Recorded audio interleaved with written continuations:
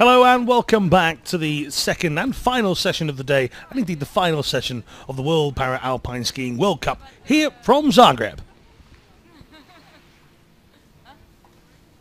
Hello, you join myself, Alan March, from the commentary box here at the Zagreb-Sljeme resort in Zagreb. We're 20 minutes drive from the capital. Let's not hang around, shall we? Let's take a look at what's coming up here this afternoon. The second run of the second slalom competition. And here is where it all starts. If you want to follow the action on social media, at Para-Alpine, middle of your screen, just there. You can follow us on Twitter, Instagram, Facebook, and of course Snapchat as well.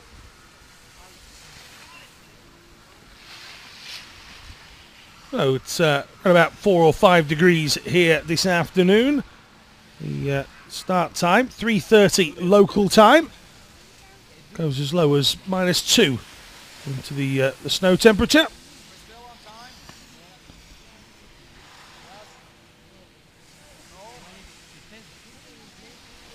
A lot warmer yesterday, bright blue skies and sunshine. That's been moved to one side for our daytime event. We skied at night yesterday. 9:25 in terms of starting altitude. That's a drop of 210 metres through the 57 gates. And Michele Salieri is the course setter here this evening. You can see the lights. Some of them are already on. We had the event under floodlights last night. But here, a slightly delayed start to our second session. Around about 45 minutes added to the initial start time. An injury to one of our skiers in the men's sitting event earlier on.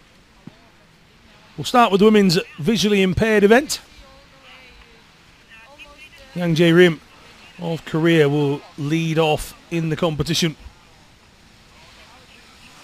Melissa Perrine of Australia is going to be out on the course as well. And we lost the winner yesterday and the favourite. And the lady that's been dominating so far, Henrietta Farkasova. She fell in run 1 this morning, so big opportunity for some good slalom World Cup points for either of these two ladies, and Melissa Perrine will fancy that she has the upper hand. 60.55 in her morning run, 62.35 from Yang. And Perrine won the event in Kotai when Farkasova slipped up there as well, so she's got the experience already of picking up World Cup victories.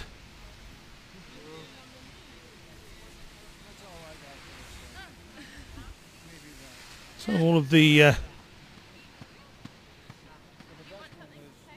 athletes are just about ready. The course has been tended to and looked after.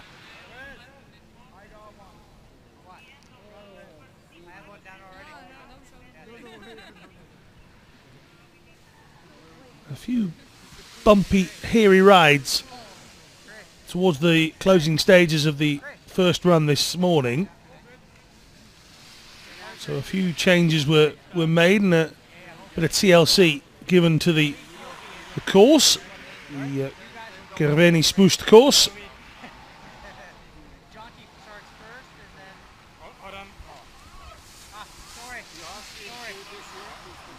And we'll see who comes out on top here. The mainstay of the standing women's event, Marie Bechet, will go last there. There are only 2 athletes left in the women's slalom as well. Victor and Loesch will go head-to-head in that one. Claudia Loesch having a big advantage at the moment in that one. 7 men's VI athletes to come, 20 in the men's standing event and 13 survive from the men's sitting events this morning. So you can rub your hands in excitement all you like. We're not far away. from getting started here on the final day's action in Zagreb. Sit back and relax, like this guy here. Those medical experts doing a great job a little bit earlier on.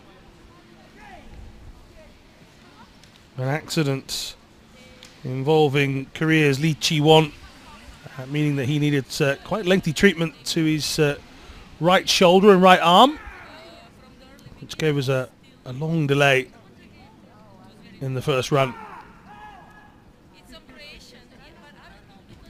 But the medical team doing a great job.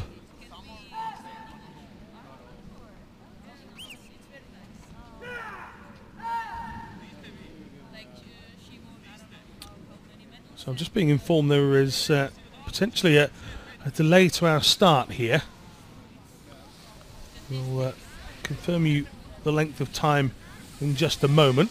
This is the women's standing event we were talking about a little bit earlier on. Let's start at the top with Bosnia and Herzegovina's Ilma Kasazic coming in a 1:19.57. Spain's Marimon followed from that. Elena Krata 1:12.47. Just going back to Marimon, she fell in the second run yesterday. Was so angry with herself. She was pummeling the snow on the mountain as she fell to the side. Anastasia Gorjeva 1:11.64, not far in front of Melania Goradini 1:11.09. Petra Smazova in 1:04.59. Good result yesterday for Smazova, coming in second, but she finds herself down the order a little bit here on day number 2. Frederic Terjon in 1:04.50. Miria Populova 1:03.78. And a big surprise, 15-year-old Varvara Varanchikina 59.95. Varanchikina making her debut in the World Cup Series, of course, and at 15, a real surprise maybe to the rest of the field. Marie Bechet 58.64 was, as she has been throughout the entire World Cup so far, absolutely dominant. But interesting to see if the 15-year-old can hold her nerve as we go into the second run a little bit later on.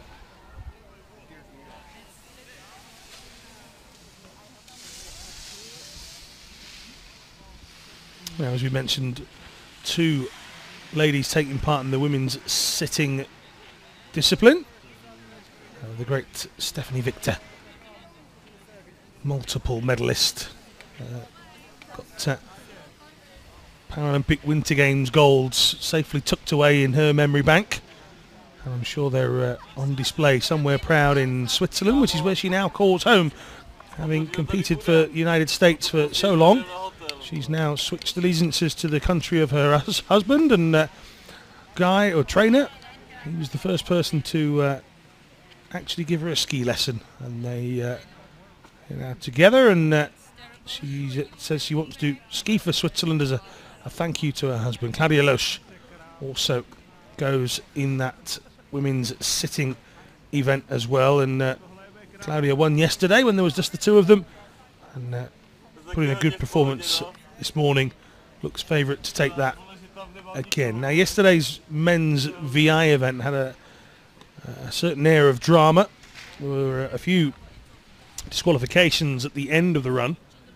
The last gate causing some considerable distress to a few of the athletes. It was kind of out of sync as to where the skiers should go, and a few of the guides and skiers just making a bit of a hash of it. So Salt Balot has survived on the first run on day 2. Damir Mizrak 1:05.31, had a good first run yesterday, disappointing with himself in the second. Miroslav Hreus 1:03.68, that wasn't without a few problems as well. Marek Kubatska 1:03.52. Hwan Mingyu, Korea 1:03.22.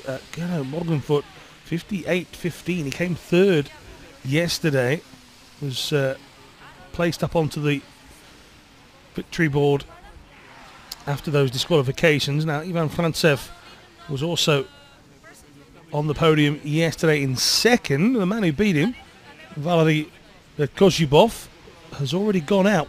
Mistake from Kozhubov in the first run means that Frantsev has a real big chance to take maximum points here on day 2. Let's illuminate the standing event, shall we? John T. O'Callaghan will be first to go. The Belgian Jasper Belkian carrying a slight knock. We'll talk more about that a little bit later on. Robin Kusch will go third. A little bit further down, Thomas Grocha and James Whitley in the mix on 56ers. Mitchell Gawley named the Australian team captain, joint captain for the trip to PyeongChang. He would have wanted to have gone a little bit quicker than he did, but he's again in the mix for good points. Alexander Alyabayev at the top of the second pace. Anthony Kiveri with an impressive run from him. Martin Wirtz, Artur Barchet, the world champion, and Alexei Bugayev. Bugayev lightning quick yesterday, nearly a second quicker than Artur Barchet in the first run here. But he is susceptible to making a mistake, is Bugayev, and that's what the rest of the field will need him to do again. 5 runners a little bit later on in that schedule shouldn't impact on the leaderboard. Mendotti, Ernst, Mkushin, Walsh and Peters.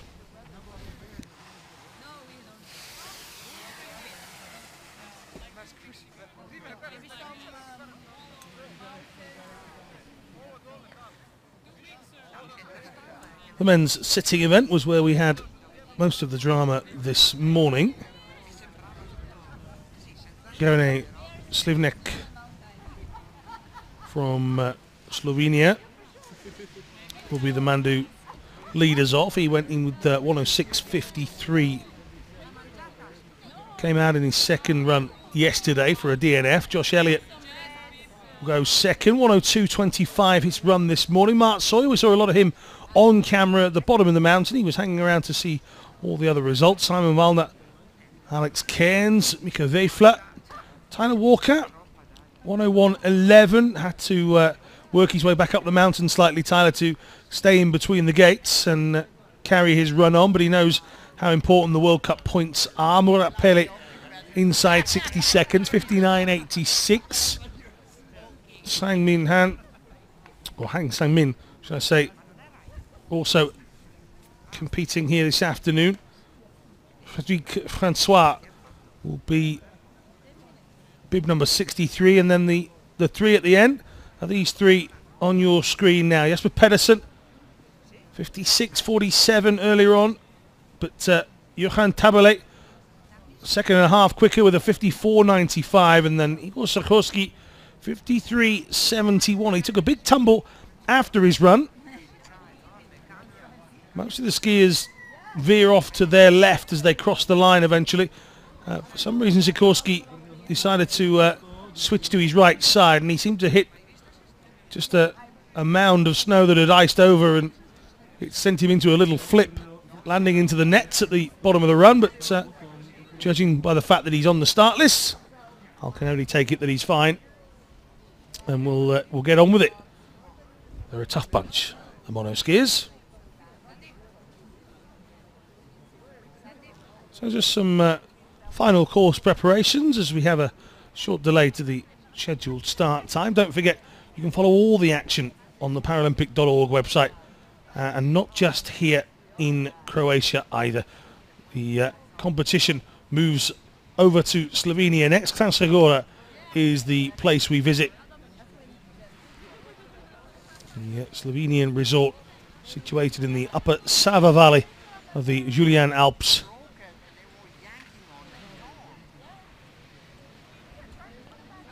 I see a French coach out on the course. We're actually going to take a look at one of the French athletes a little bit closer. Let's take a look at Marie Bechet in action from this morning's run.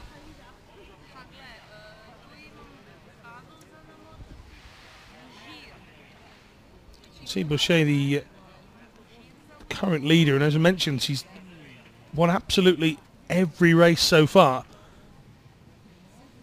Been in superb form in the opening of this World Cup. I'm sure that's something she'll look to continue to show all the way through to Canada in February for the World Cup finals, and then of course going over to PyeongChang. The main aim has to be to come away with those gold medals, and right now the form she's showing would suggest that she is a big contender to come away with 3, 4, maybe more from her trip to Korea. So Bechet of France. Once again, if you want to follow all of the action on social media, and you can also find exclusive content that's not available through the live stream at Alpine. That's Twitter, Instagram and Facebook.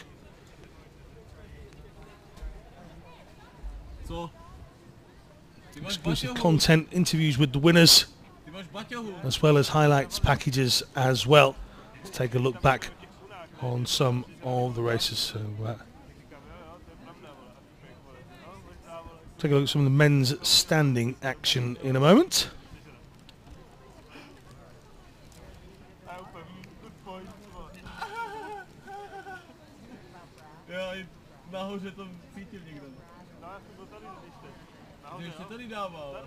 Aha. A oni právě volili, já jsem telefonoval s Verčou a si říkám, proč na mě všichni čumí, ne?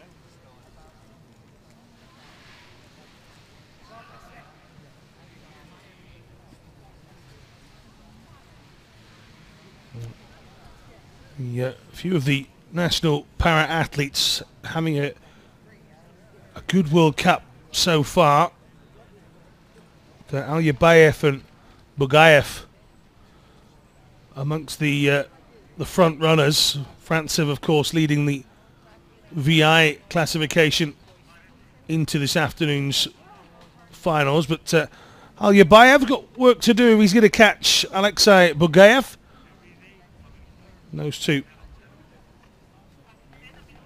vying for top spot in the men's standing event. So if you're just joining us, welcome to run number 2 of slalom event number 2 on day number 2 here in Zagreb. And well, we're going to start this afternoon's coverage with a slight delay, so apologies. We've already been moved back from 2:45. We were then scheduled to start at 3:30, but it looks like we have now been moved back to around about 3:45. So if you stick with us for a couple more minutes, then the action will indeed get underway here from the Zagreb Mountain Resort in Zagreb. So as we were saying, we're off to Slovenia next. We're into Switzerland before going off to France. There's a little break around about 10 days or so before all of these athletes appear back on your screen in Kimberley in Canada. The athletes will convene there around about the 6th of February. The action running all the way through to the 11th, just in time for Valentine's Day. Don't forget.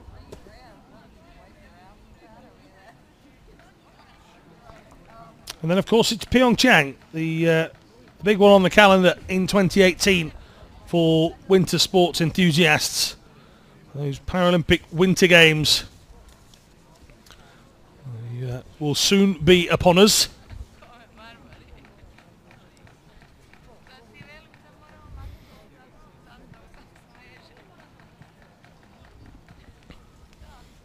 I was hearing a story today that potentially there's going to be a ski lift or a gondola built from the centre of Zagreb all the way up to the top of the mountain here. That'd be a special gondola service indeed. It's around about 20 minutes away is Zagreb. Obviously it's a direct route with the gondola, but nevertheless that's going to be an engineering feat, certainly.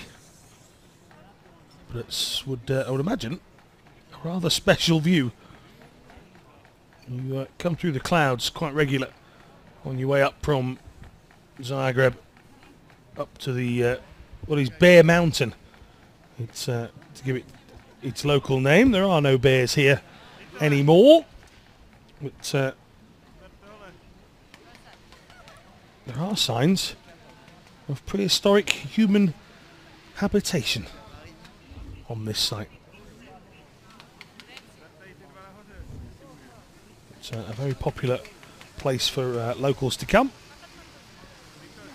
Families. We were here at the weekend getting set up for competition, which ran on Monday and Tuesday, and over the course of the weekend on Saturday and Sunday, this place was heaving. Just walkers and skiers. There is Bechet keeping warm. The start time being pushed back along with everybody else's, of course. Reminder of the course details on your screen now.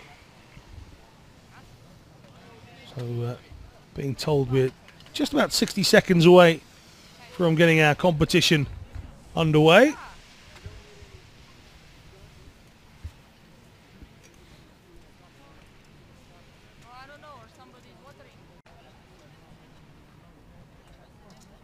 Somewhere behind there will be our first women VI competitor,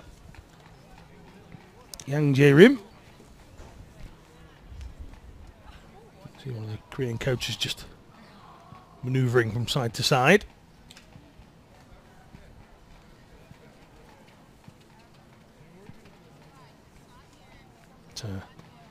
Yang Jae-rim going 102.35 in her first run.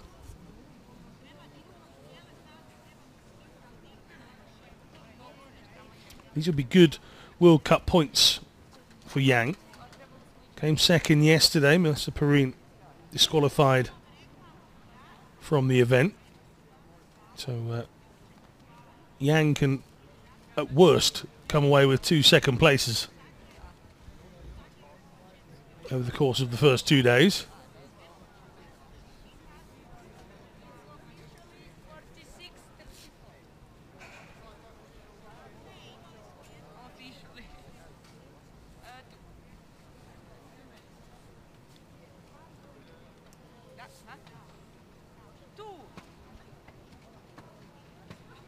There's Barbara, start referee.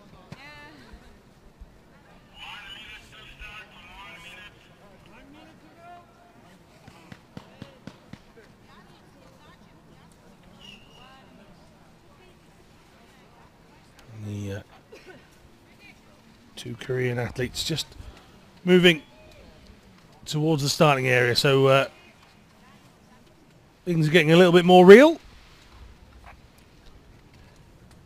Again, apologies for the delay to the start of competition.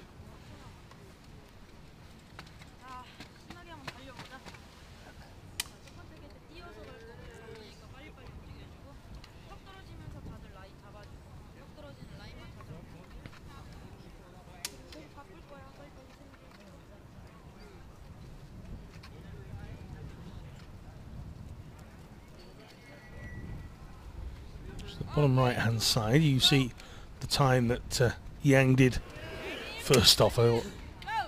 First pump between the two of them, and away they go. And the guide is Koon Sori, and our 28-year-old from Seoul finally gets our last session underway. Again, apologies if you're just joining us, expecting us to be a little bit further down the schedule. A delay of some 17 or 18 minutes.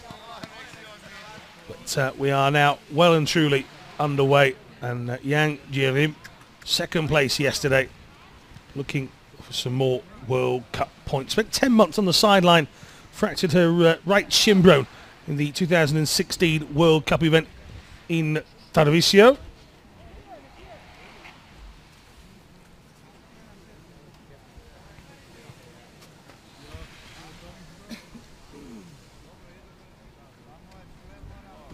She's back to full fitness now.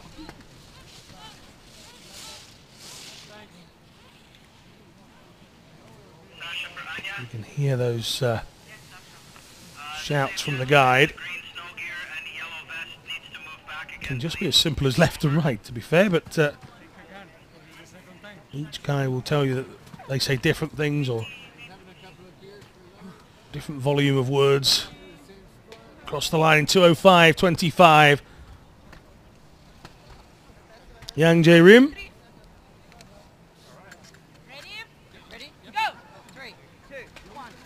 We'll have to wait and see if it's good enough for first or for second. If Melissa Perrine makes a mistake, then Yang, who's made it to the bottom, will take top spot on the podium a little bit later on. Perrine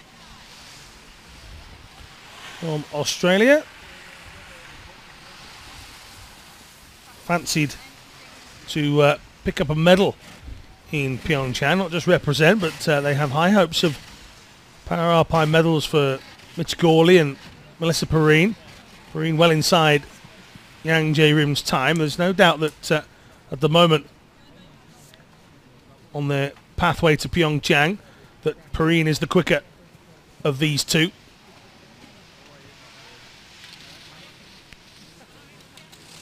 And again you can hear this time Christian Geiger counting. So again a different technique altogether, and look how close Perrine and Geiger are. We watched Yang a few moments ago. The distance between the two of them was a lot more than this. But again, each coach and each skier, as with any VI sport in any discipline, they work closely together.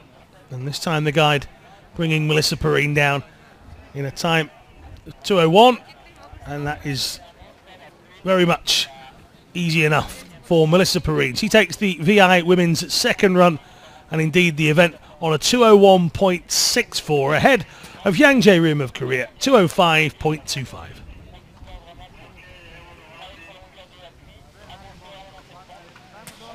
Perrine gets more slalom points in the bag. As we move on to the women's standing event first. Up first will be Ilma Kazazic of Bosnia and Herzegovina.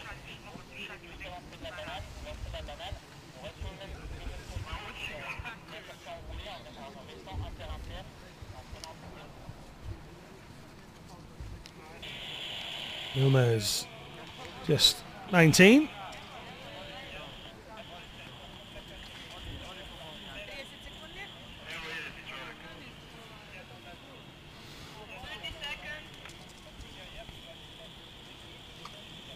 Just make her out to the right hand side of that entranceway.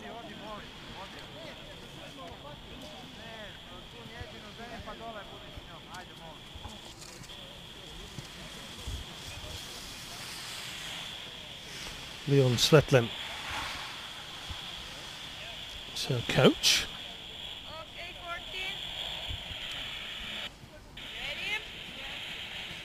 Kazazic will get this standing event up and away. 1:19.57.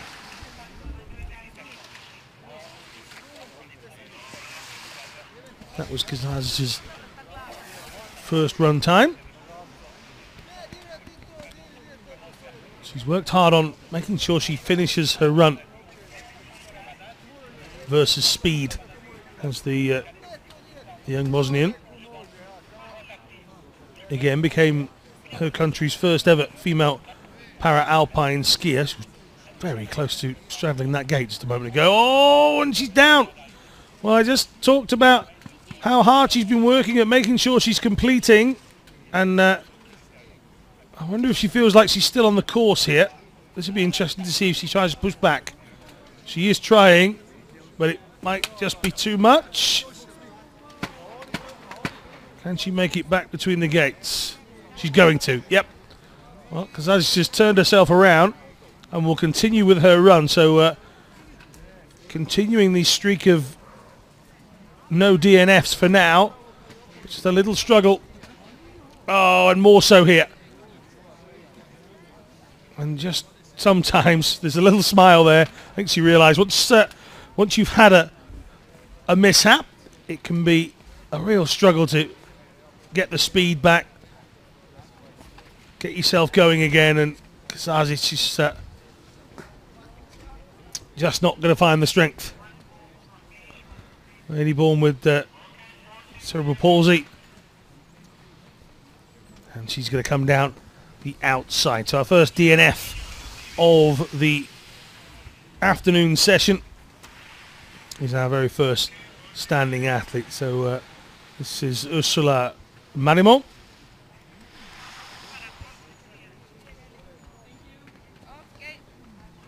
Marimont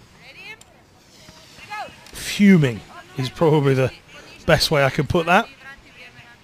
Absolutely fuming. And she's knocked the gate open here.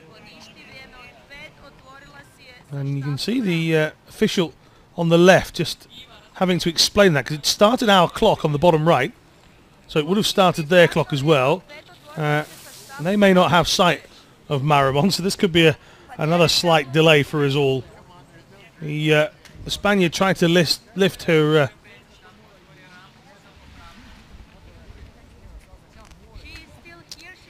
her outrigger over the start gate, and she's just caught it.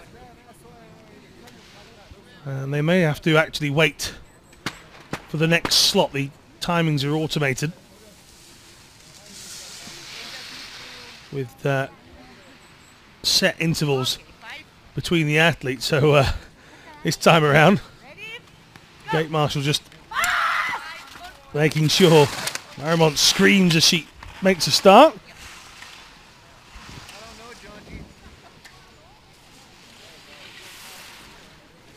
And Ursula starts her descent here on day 2. As I say, crashed out yesterday at this stage. Oh, and she's left her outrigger behind her, but she's managed to regain it. You just get those poles caught up, and if you're not going fast enough, or you catch it at the wrong angle,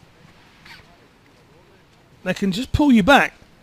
And Marimont this time has managed to stay on the course and continues with her run.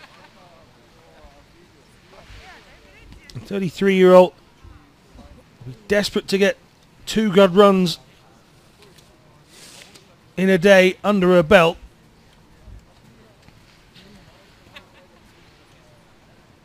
All about improving for Ursula. Competed at both the last 2 Paralympic Winter Games. And she's going to cross the line here and register a time. 2:32.58.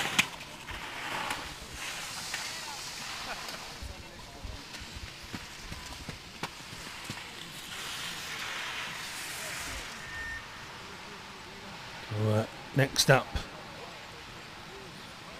Elena Krater. Oh, and Krater's fallen. She's very close to the gate. No, as she gets up. Well, she's going to continue. I had a feeling she'd missed one there, but Krater will go for the rest of the course and see what happens. It's clearly still playing on her mind, and she's going to slide out to the right side now, and Krater lets out a yelp of disprovement as well.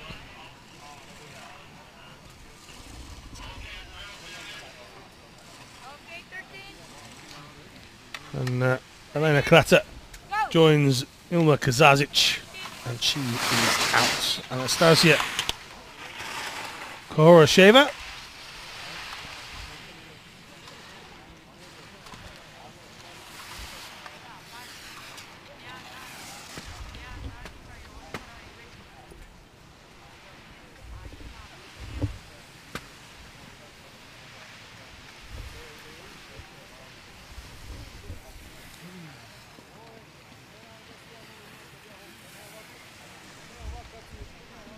Yeah, 21-year-old.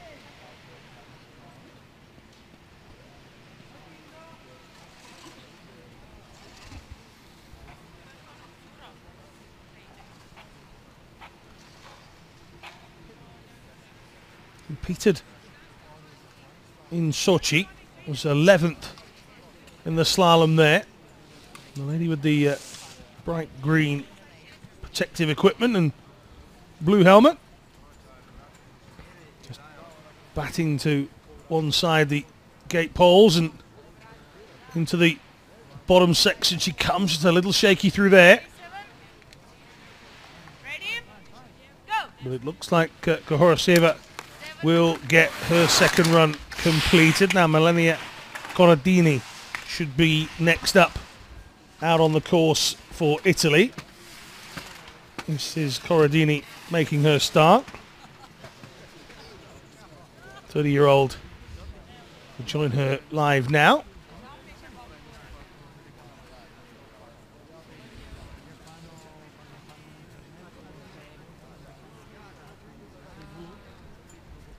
Silver medal winner, the Super G in the 2010 Games. She's somewhat off that pace in recent times. Well, she's medalled at various World Championships since then. Super combined gold medal winner at the Worlds in 2009. Has failed to break the top 5 at the last 2 attempts at World Championship level and was 8th in the Super G in Sochi.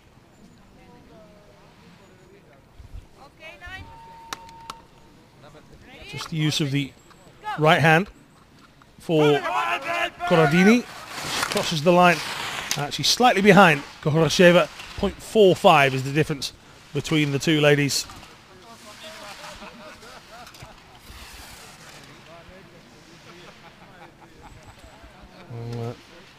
But Smazova second yesterday, down in 5th after the first run today, so we'll need something quicker. You can see how much quicker she is than Kohorasheva. Already after that first split, motoring is the Slovak athlete. Just a little edgy there.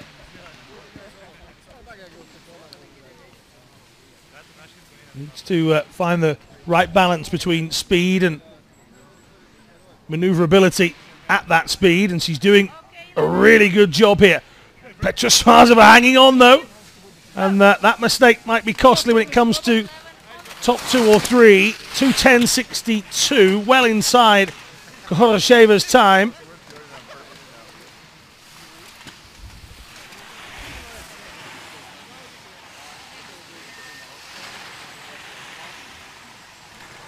Oh, and an early exit here for Frédéric Turgeon of Canada.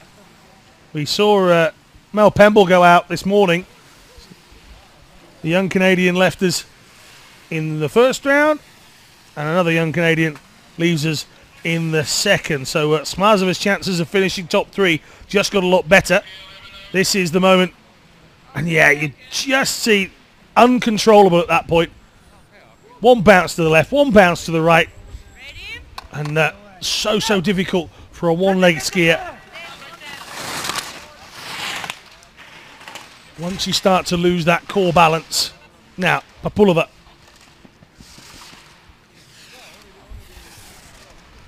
"35 years old now. 2 fifths and a fourth. The fourth was in this event in Sochi. Couple of World Championship medals, the silver back in 2015. She's inside Smazova's time. She did start with an advantage of nearly 2 seconds. So Papulova's got to keep this speed up because Smazova was quick in both sections. Through the flat comes Maria. Couple of bronzes to go with that silver at the World Champs in 2015.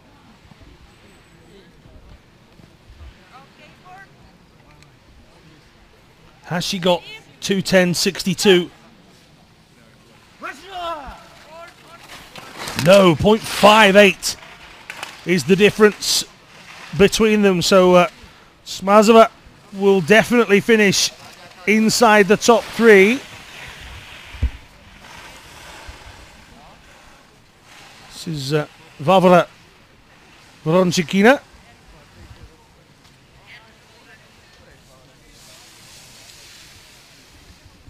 I mentioned this morning, just 15 Vavra. It's a debut World Cup season. And a real chance to end this second day here in Zagreb on the podium. Vronchikina moving well. 2:10.62 required. If she can get inside that, she puts the pressure onto Marie Bechet. And, well, Vronchikina is going to be well inside. Well, it looks like 2:02 to me. Clock still ticking at the bottom of your screen, but we'll give you the official results in just a moment.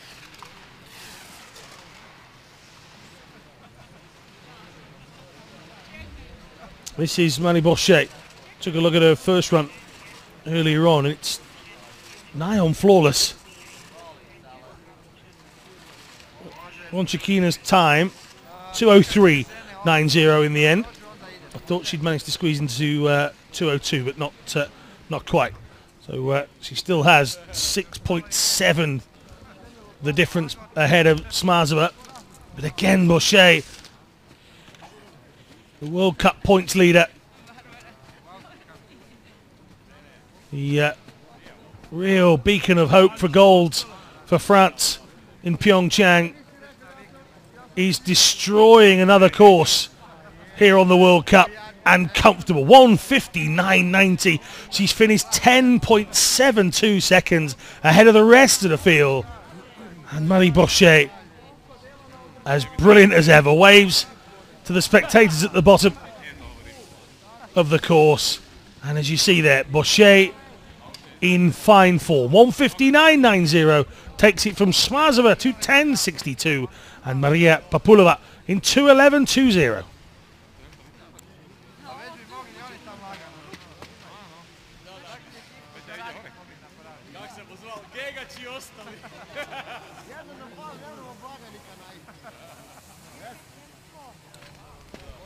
So two very experienced sit skiers will take their mono skis to the top of the Clareni Spruce course any moment now. Stephanie Victor, Claudia Loesch coming up.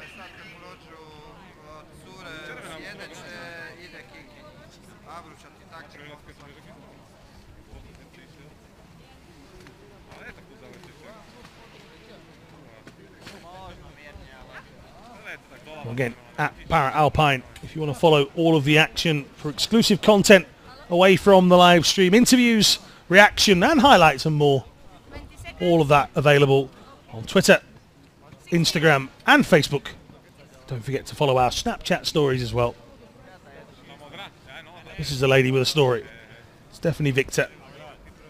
You'll note at the front of her mono ski, if you weren't joining us this morning, we'll explain that she has both the American and the Swiss flag. Her husband and coach and mentor is indeed from Switzerland, and after an illustrious career representing the United States, 2 Paralympic Winter Games gold medals.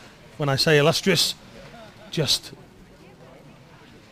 those 2 golds for her nation. Well, she's decided now to represent Switzerland, the home nation of her husband. As a big thank you to him for all of his support, and they now live together in Switzerland. Had a lovely chat with Stephanie this morning before her run, and she, like the rest of us, is pleased that we're being able to bring you the exclusive coverage of all of the World Cup tournament. And Stephanie buys into the fact that by showcasing this, we open doors for new athletes and youngsters to watch it, young and old to be fair. You take a look at parasports across the board, age is but a number, it really is. You know, Murgenfort in his 50s, 3rd place finish yesterday. Stephanie Victor herself is 48, still competing at the highest level, and will aim to go to PyeongChang and represent Switzerland. And you know, who knows, the sit ski event throws up Some real surprises. 2:44.74.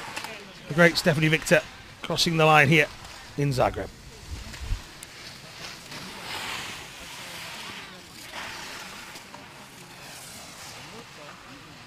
What a rare mistake from Loesch out on the course, and Stephanie Victor was nearly that. One wrong move from Loesch, and seeing as there's only the two ladies representing sit skiers here in Zagreb, any mistake from here on in would lead to Stephanie Victor taking the title. But Loesch doesn't make many of those. And the 29-year-old, originally from Vienna,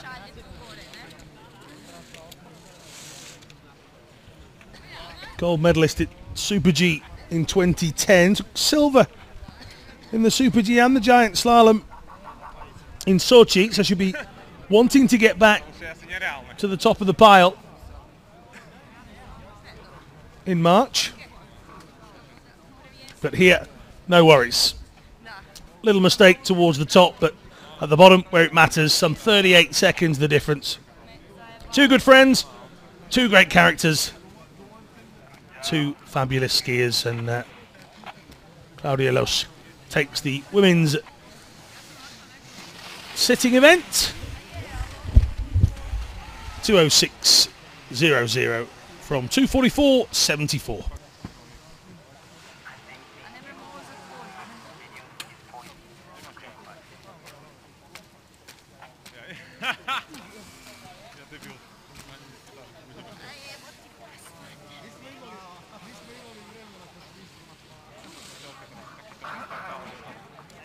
We move into the men's events in just a second then. So Baloch will be the first of our men's visually impaired skiers to come.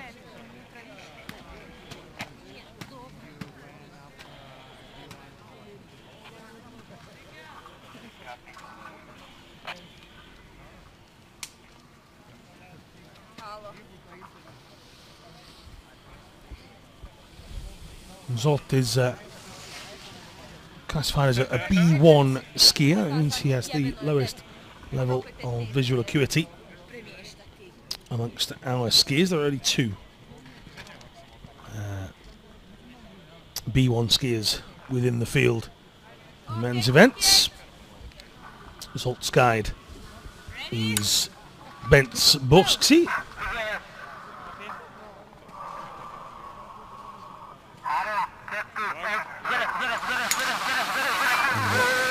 Have a listen to the level of instruction that it takes to take someone who is has this level of impairment when it comes to eyesight. Imagine trying to come down a mountain, being instructed by just your closest friend, and you can't see anything, and that is pretty much the scenario you have right here, which just makes it all the more impressive. And this is a steep course. We talked about this a little bit earlier on. Some of the courses have a few more flatter sections and don't come down maybe as far, but this was used by the able-bodied World Cup skiers, and you know, that's caused a lot of excitement, but it does cause a lot of strain and stress on a few of the other athletes in certain categories. And a B1 VI skier will know all about the gradient here, because really working to stay as quick as possible and being competitive, but making sure you're steady enough to even be able to take the turns that you need. Now, clocks are manipulated in accordance with the skiers' classifications and their impairments. A little close this time from Baloch. So the clock at the bottom of the screen isn't true to what a normal stopwatch would be. Calculation is put into it, and that allows those with a more severe impairment to have a level playing field when it comes to the rest. But the challenge for Bents Boksi as the guide here is to take Salt Ballock down the safest and quickest way he can manage it himself. You just look at how many times Bence has to look behind him, and well, as they cross the line, hats off. 2:22.56, the 35-year-old Hungarian, and his guide crossing the line and completing 2 successful runs here on day 2.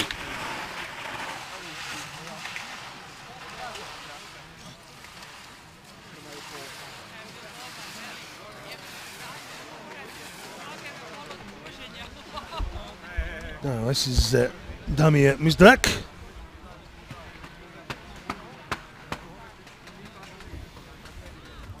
And his guide, Luka Debayak.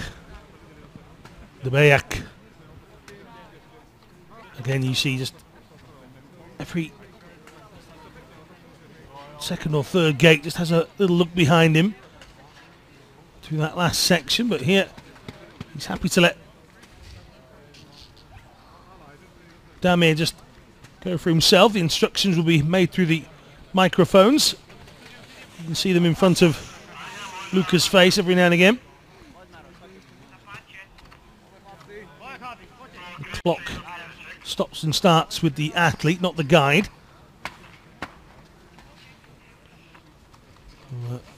Damir happy with his first run yesterday. He was a DNF in his second yesterday. He admitted to me this morning that he overthought what he was doing in the second run, and this time around he's finishing 2:14.92. His goal for the season is to close the gap, he says, between myself and the next set of races in front of me. He knows his limitations. He's had a big injury already in his short career, and a big wave to any Croatians that might be at the bottom of the mountain watching on. Next up is Miroslav Hreos. Now here's a man that really throws himself into every turn. It can cause a few problems. It did this morning, and Hreos was a little off the pace when it came to timing, which you can see on your screen now. Not off the pace at all when it comes to speed. He's just gives himself the challenge. He's a real big slide, and he slides out. And he can probably make this gate, to be fair, but it's going to be another slow time due to an error. Has to come inside that blue one, and the guide just has to wait for him. That's Maros Hudik. But the 31-year-old Miroslav Hreos sliding out just a little too much. You know, these guys practice, most of them day in, day out with their guides and on various courses. He straddled the gate there. Well, he may have got up for the first one. It's not going to happen this time around. He's clattered a couple on his way down as well, and Hreos is out.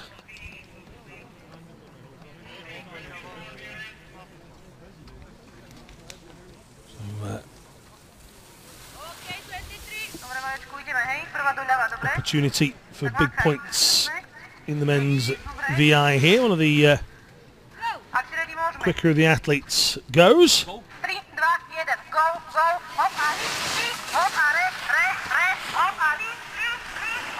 Damir Mizrak continues to lead for now. Now our second B1 athlete. This is Marek Kobatka. Oh, and Kobatka's gone very wide there. And his guide is Maria Zatovikova. He's really having to work, and he's straddled one and then missed another. And that's the end of the day for Marek as well. So back-to-back DNFs mean that one more DNF, and local boy Damir Mizrak will find himself on the podium. Just there. Just there. Both skis the wrong side of that red gate. He was very wide for quite a lot of them, and that's the attempt to try and keep as much speed going as possible. Now, Hwang Mingyu. Hwang's guide is Yu Jiahyong.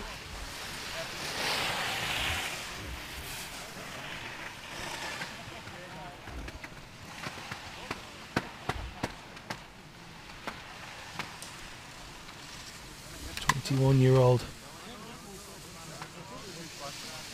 Chasing down. Didn't see any Korean athletes in Austria. Deciding not to compete in the December editions. But here they are in Zagreb. We've had a nasty injury within the team as well. If you were watching the men's sitting event with us earlier on today, the lights starting to be needed. It's getting a little dark out here on the course. That slightly delayed start time as well. Just over an hour from when the original start time was of 2:45. Then we had that churn back to 3:30. And then we were just after 3:45 by the time we got away this afternoon. At 2:09.66 from Hwang Mingyu means that he is guaranteed a place on the podium, and he gets a good ovation from the spectators at the bottom. He is happy. So too is Yu. And those two will make their way off now. This is Gerhard Norrenfurt from Austria.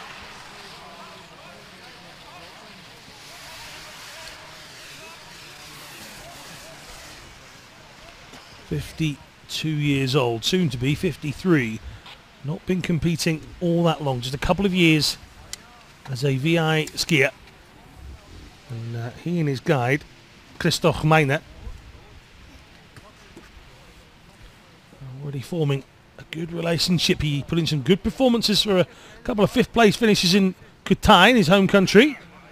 But he got a third yesterday, promoted up due to those disqualifications, and he's absolutely every chance of being on the podium again. He's got to finish.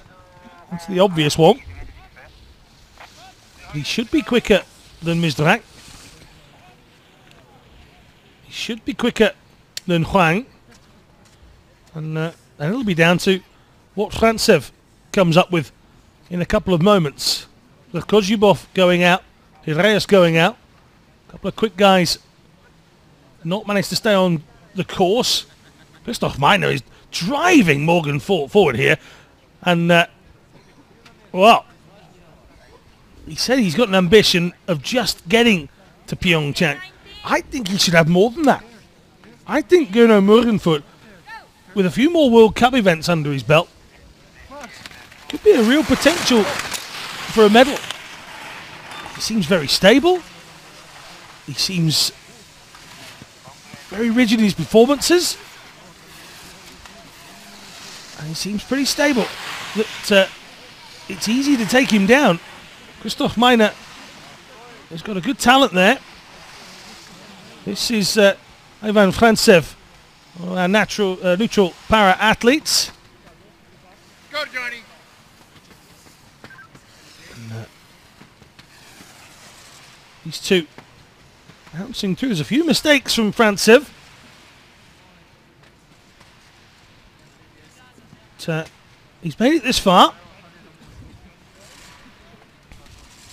Time for Morgenfurt, 1:59.70.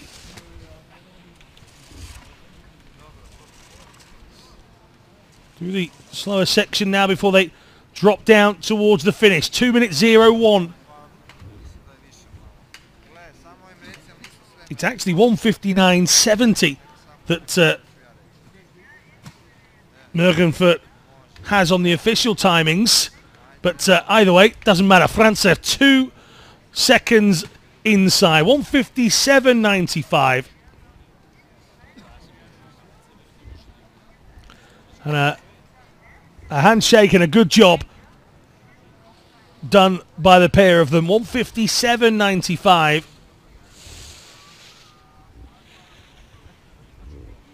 So it's Frantsev from Morgenfurt from Hwang.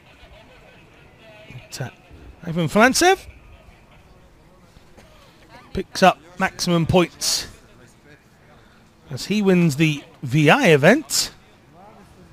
Will his compatriot Alexei Bagayev come up with the goods in the standing event?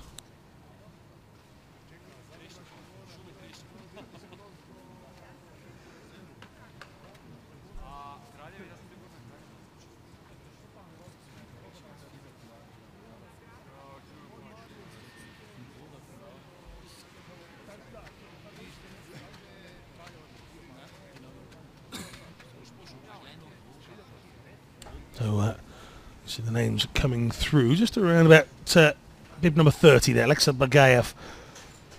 He's the last of the quick seeds. Bechet, world champion. Martin Wirtz, who won the competition yesterday. This is a look back at some of the action from our VI event. Reyes falling short. So Balach doing a good performance. Away we go then.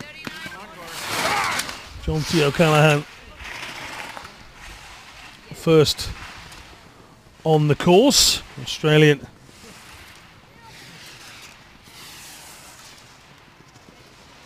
Just the use of the left hand for ski pole. Going to dig in a couple of moments ago to make that turn.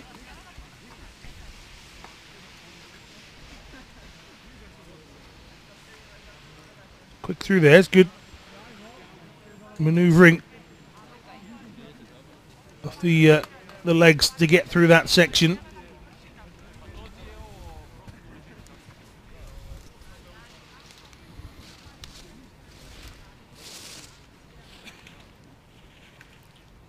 Callahan's impairment comes as a result of a stroke whilst in the womb. His mild paralysis on the right side of his body, so again, hence the use of the pole in the left arm, much stronger than his right side, and O'Callaghan tucks in to finish 2:01.96.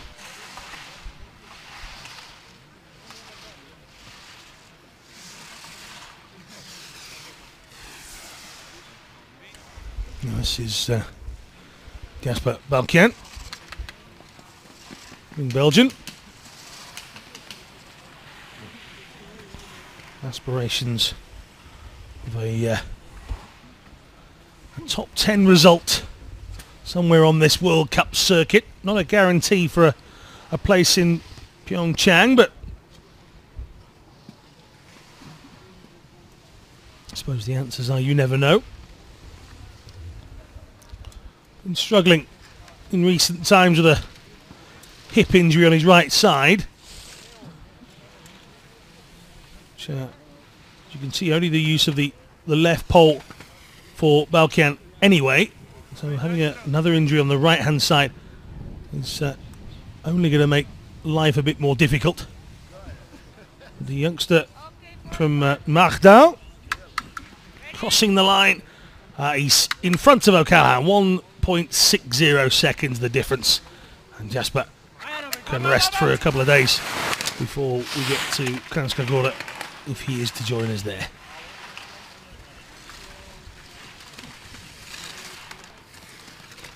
Robin Kush up next.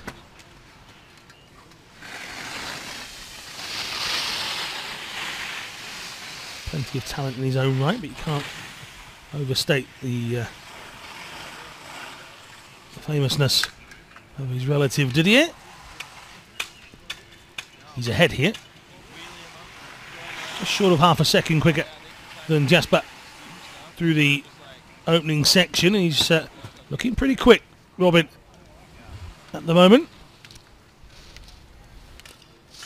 Got to keep it clean. He has the tendency to look a little erratic at times.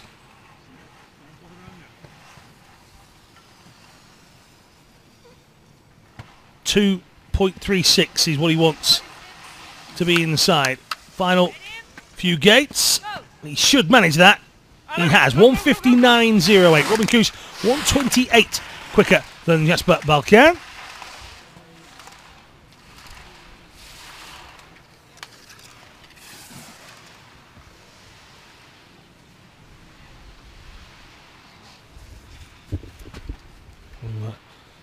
Robin moves to the top. Michael Brugger up next.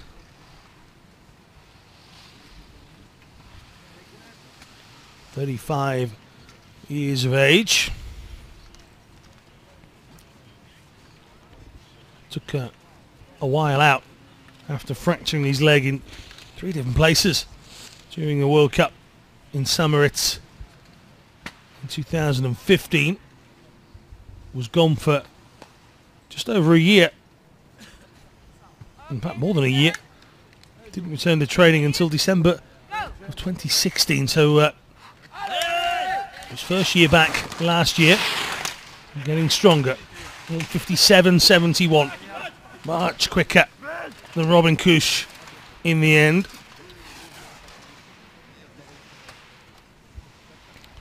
Now, Jordan Brossan. Brossan, bib number 37 from this morning. He's 24 years old. Involved in a motorcycle accident back in 2009.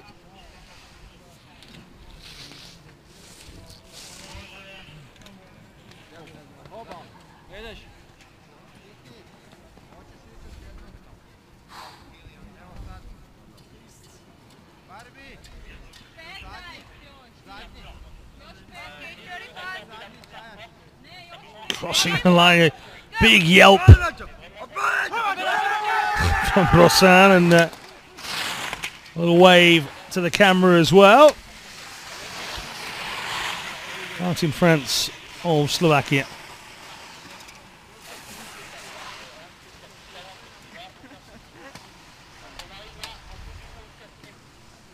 "33 years old." Coached by Roman Petrick. Went 57.43 in his first race. He's quicker than Brugge through that first section by some distance as well.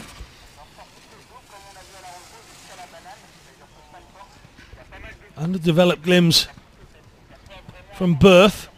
So Martin France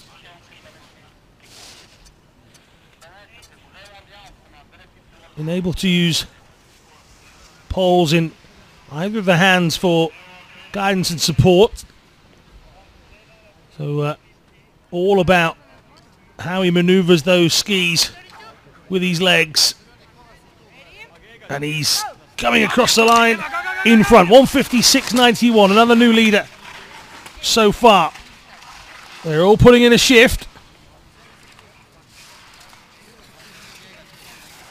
9 left that really can have an effect on the leaderboard. Thomas Rocha, he's one of those.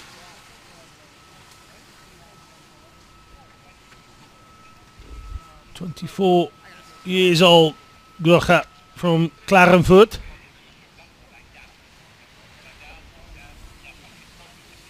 He's marauding his way through. Another of our single leg skiers, and he's using every ounce of strength and speed that he's got here, try and improve on that 56.77. He's closing down on Martin France's time, 156.91. He's inside that, 156.34. That's 0.57 quicker for Thomas Grocher. So the Austrian will lead for now, and this lead just constantly changing. James Whitley.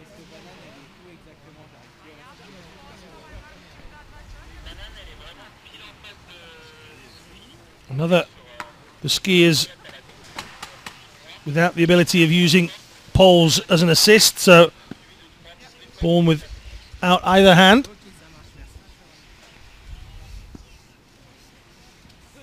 It's finished on podiums at international events in the past, but nothing on World Cup and higher level. 7th in the slalom in Tarvisio at the World Championships. Oh, and a little off the beaten track through that section. Last gate for Whitley. He comes across, and I'll give you Whitley's official time in just a moment. He's gone top, 155. 1:22. He's over a second quicker than Thomas Grocha. Whitley named in the GB team already. 7 more left to come. Come on, Jamo. Go, big boy, I'm up.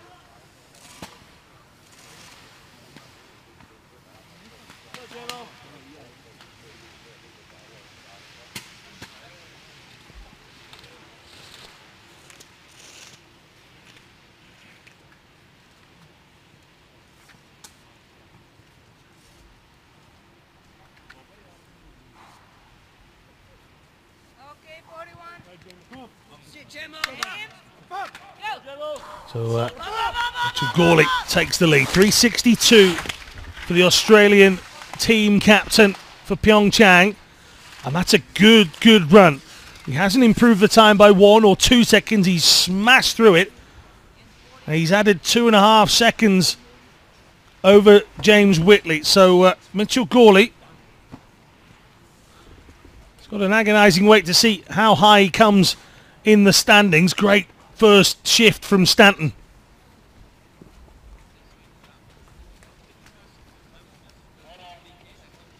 "23-year-old from Rochester Hills, now living in Aspen, Colorado.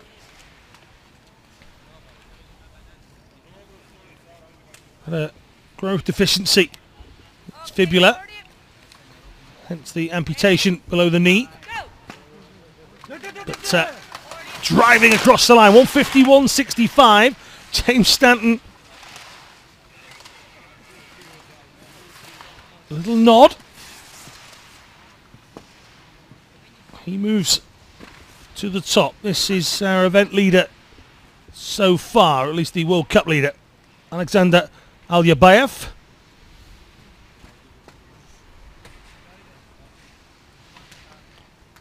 "28 years old, now representing the NPA athletes. Part of the neutral athletes that are sanctioned to compete.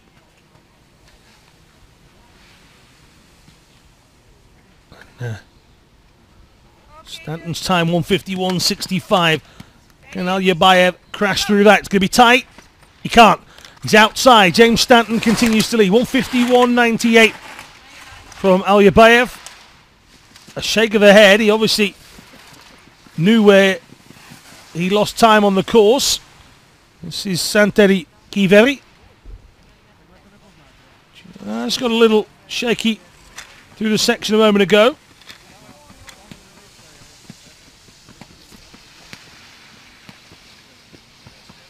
Just 17. Santeri. From Lapinlanta. Can he find himself enough pace to get himself onto the podium here and a top 3 finish? Stanton's time 1:51.65. Kiveri into the final few gates, should be inside. He is 1:50.76, so he stretches the lead by 0.89. The young Finn now has the lead. This is yesterday's winner, Martin Wirtz. Found himself down in 3rd position after the first run today.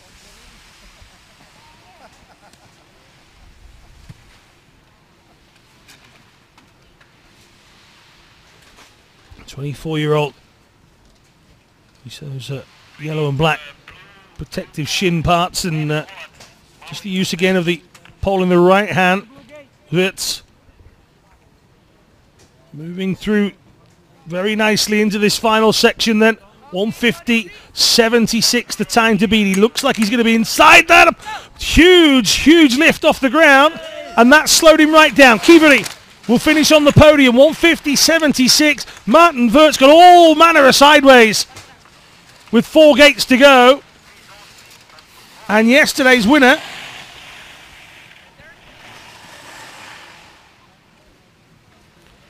May not even make it on the podium. Here it is.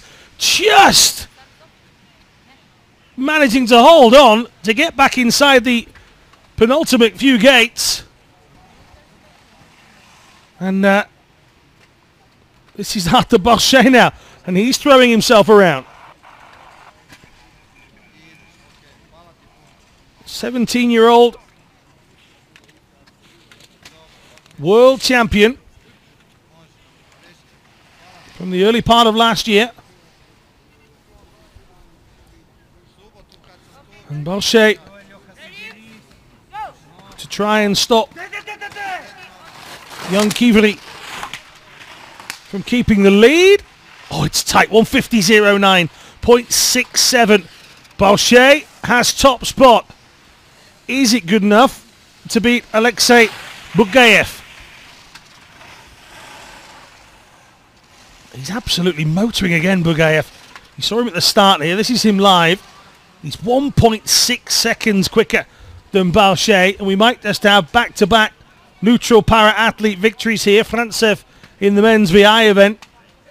Is he going to be followed by Alexei Bugayev? 20-year-old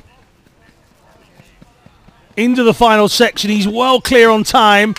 Any mistakes? Not likely.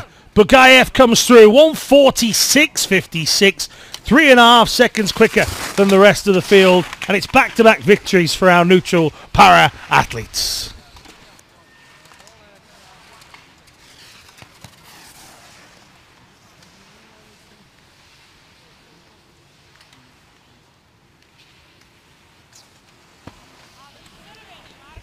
So Davide Bendotti as we return to the action in the standing event. 23-year-old races for the Valkomanika team. He's back at home. Involved in a motorcycle accident back in 2011 as a result. Needed a left leg amputation just above the knee. So Bendotti competing here as a single leg skier. He's going to be 15th after that run, so 16.25 seconds slower than our leader Bugayev currently.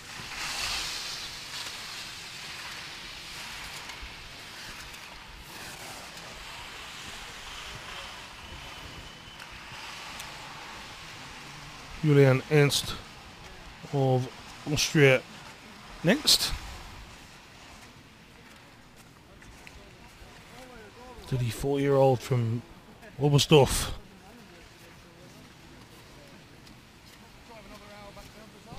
He's based just outside of St. Gallen now.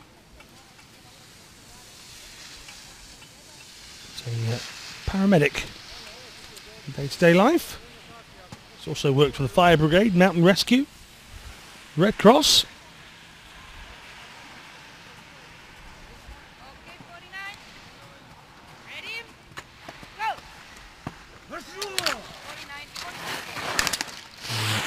Ernst crossing the line, 2:03.85.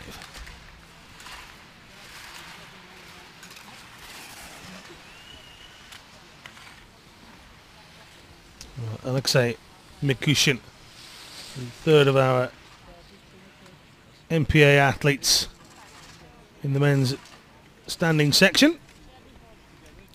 Not quite on the same pace as Yabayev or Bugayev. Oh, well, I thought he straddled the gate, but he's going to continue. Mikushin will worry about a disqualification later.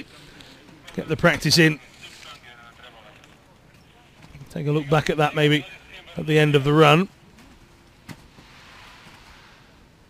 Into the final drop down. Towards the finish line. You see from Mikushin just gets a little erratic every now and then. And some 17 seconds back from Bugayev as he comes across the line.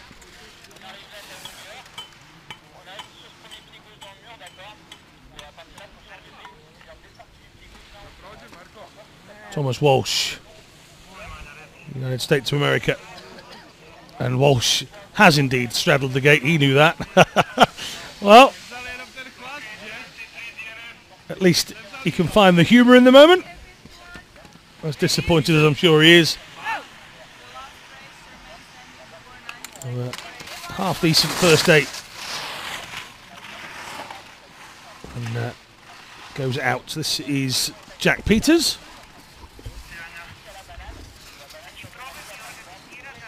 Oh, and Peters going to slide out. And, well, he followed the Icelandic skier this morning who had a similar ending. And Jack Peters, despite having a tough run this morning, was able to continue. This time he slid pretty much a quarter of the way down the course, and that is him out.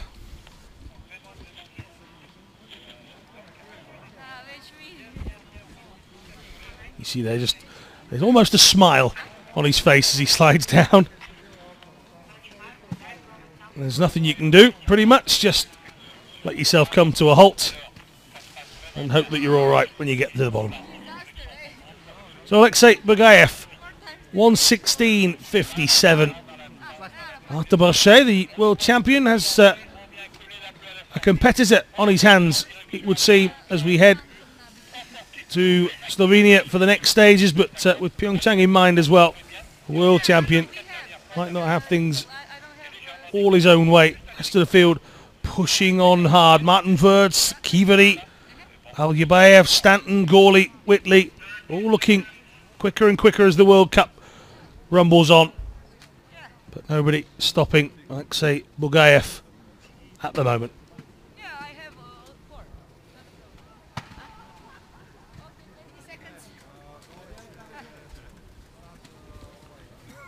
So men's sitting event up next, and Juraj Slivnik of Slovenia, 1:06.53 this morning. Much the slower of the athletes.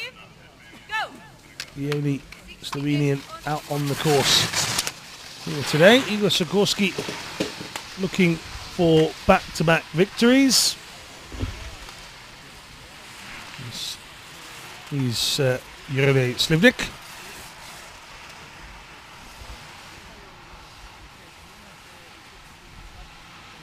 Student when he's not racing.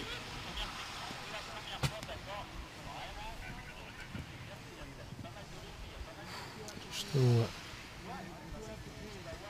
just 17. He was winning a few youth races not too long ago. He's paralysed from the waist down after a traffic accident, age 5.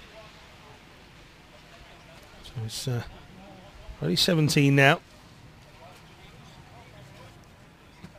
Physically, still time to develop. Certainly the strength he'll get doing sitting skiing will only improve his times.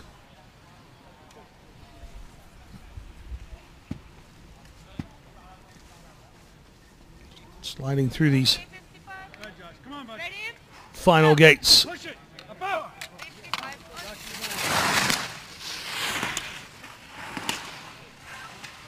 Last two. He crosses the line. 2:16.72. Well, he DNF'd in his second run yesterday. He's managed 2 good runs here on day 2 in Zagreb. Now, Josh Elliot.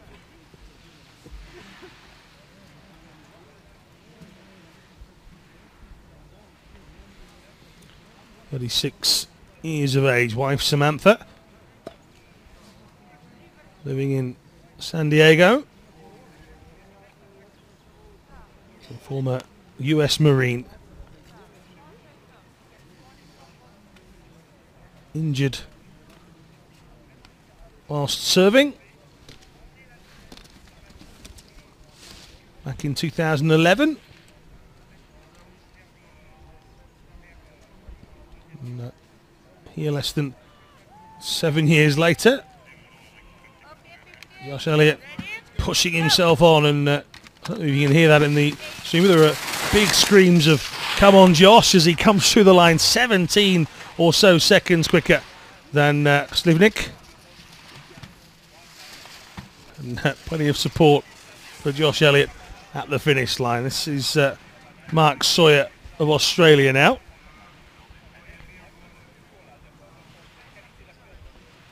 The 39-year-old getting very sideways.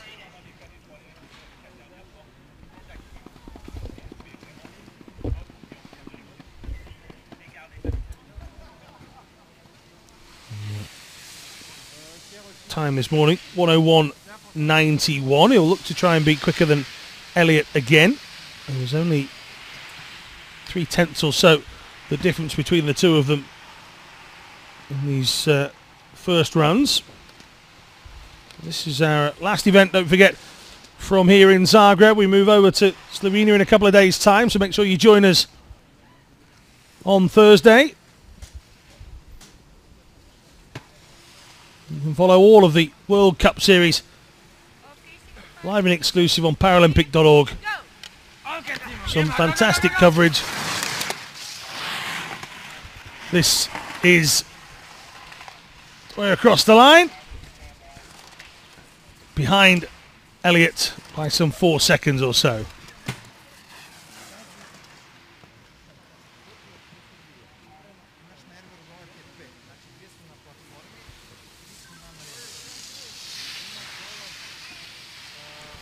Simon Wallner now.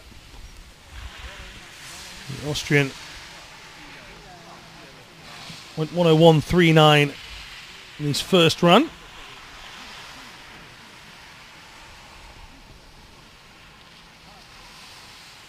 Slowed dramatically there. I'm not sure he really went round that gate, but he's going to continue.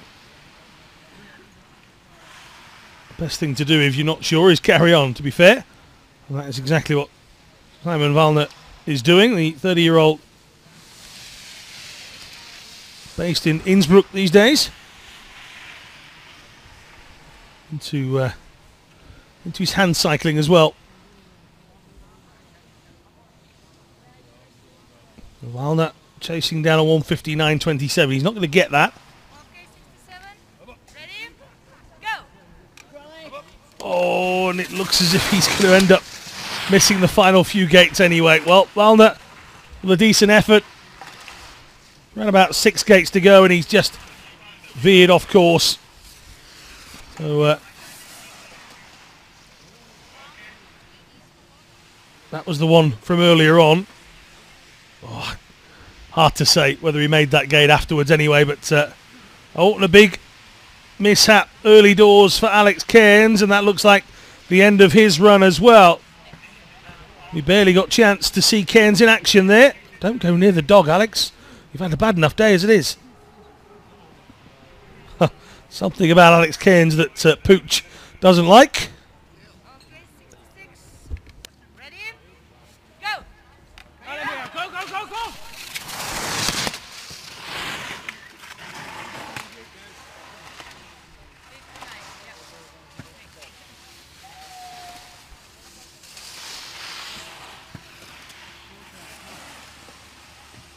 So this is it's actually Mika Weifler of Switzerland, so it's not Alex Cairns. Alex Cairns has already been and gone. He's off to the pet store to buy some dog food. This is Weifler of Switzerland, bib number 66, making his way through the course neatly so far.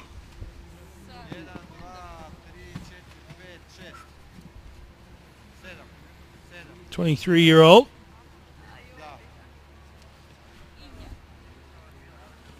Looking all right so far. He's going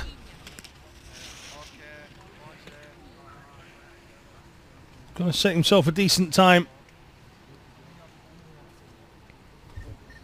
and see where he can leave himself in the standings. Okay, 59. Come on, let's Ready? go! Go! Above! 59.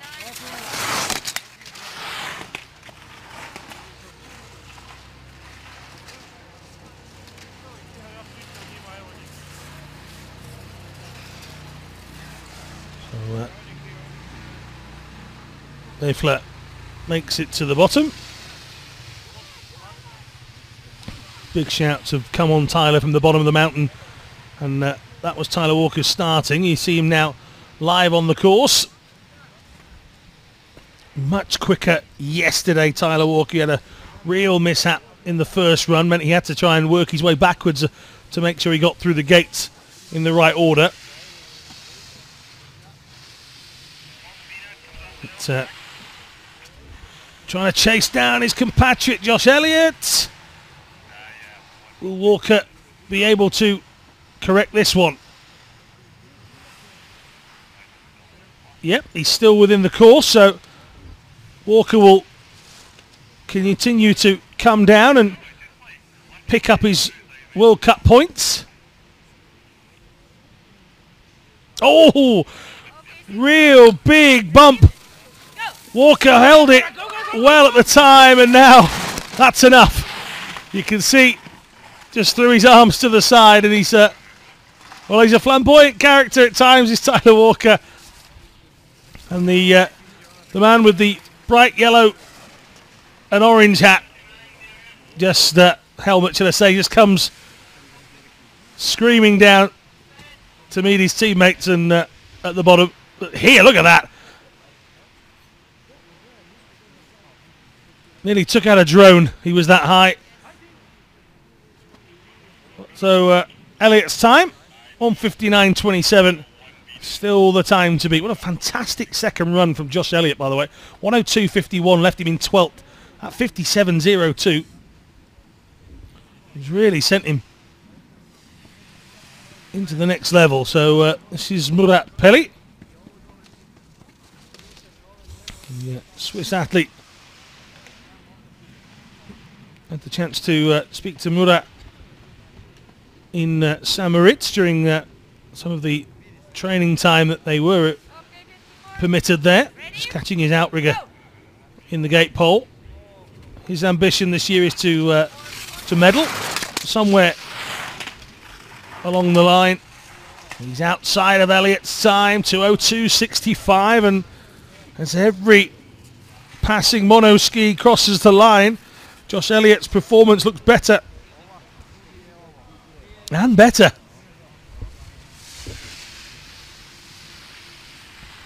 Han Sang-Ming just a good piece of correction there.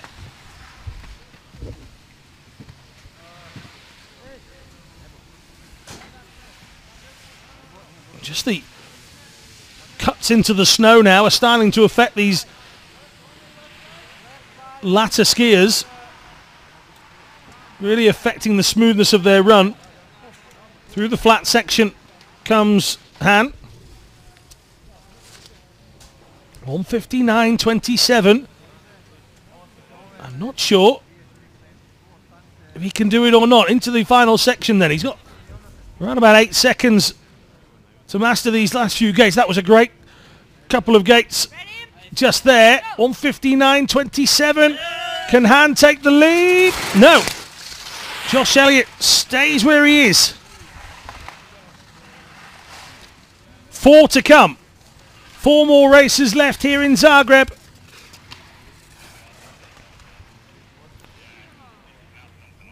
Frederic Francois went 56.63 earlier. Elliot continues to lead. The 40-year-old Francois with one of the more smoother performances this morning.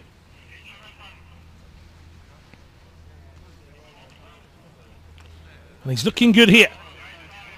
Through this flat section before he starts his drop down. Needs to be at around about 1:46, 47 as he drops down. And he's well inside that. This should be good enough to take top spot, barring any mistakes in the final few corners, and there can be those, but they're not going to be. Great performance from Francois. 7.32 seconds. He takes the lead.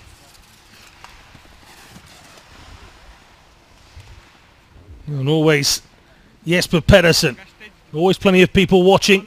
If you're on Facebook, do leave us some messages of support for your favourite skiers. Maybe your relatives are competing here. There was lots of messages for Jesper Pedersen a little bit earlier on when I took a look, and it's not surprised that he's popular because he's quick.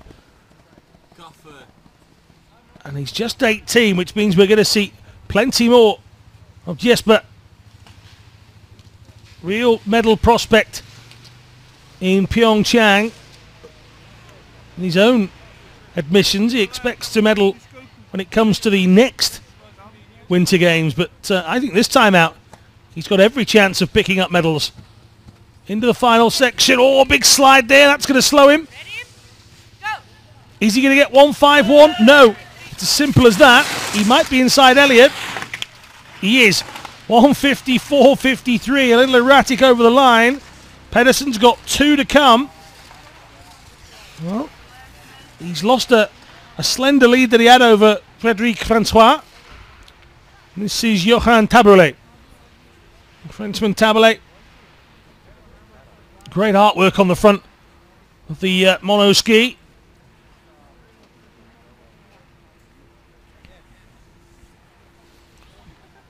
Can France get themselves a 1-2? Igor Sikorsky will have plenty to say about it. He's our final athlete to come.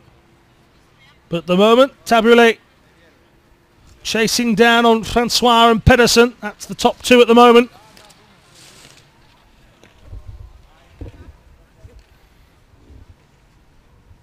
Taberlet, 151.95. This will be tight. Okay, 56. This will be really tight. 148 now, 159. Ready? 151, sorry. No, he's outside. 0.29, 152.24. France are 1 and 2 with Poland's Igor Sikorsky to come.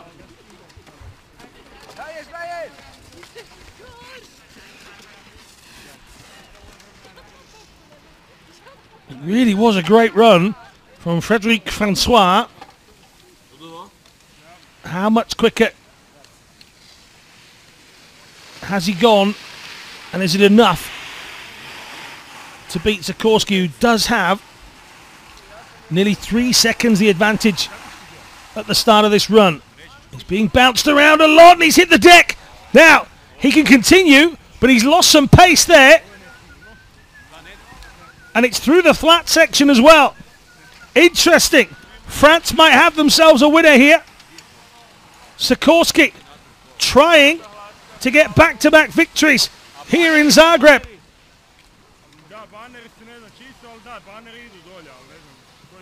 I don't think he can do it. Too much ground to cover and not enough time. Frédéric Francois will take slalom event number 2 here. Is Sikorsky going to miss out on the podium altogether? 1.94 behind. No, he goes third. It's 1 and 2 for France here in the men's sitting event. Well, real disappointment for Poland's Igor Sikorsky. This is the pivotal moment. Gets stuck in the rut and ends up on his side. And just that, the difference between 1.94 seconds is that there alone. Ending up on his side, losing his momentum, and he lost 1.94 seconds and a bit more because he'd started nearly 3 seconds quicker. That's the damage one mistake can cause. It's victory for France in Frédéric Francois. Johan Taberlet in second, and Poland, this time out, settled for third.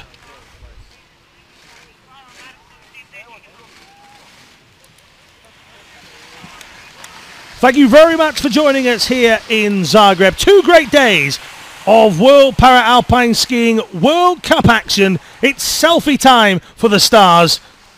As we say goodbye, join us again in 2 days' time in Kranjska Gora in Slovenia.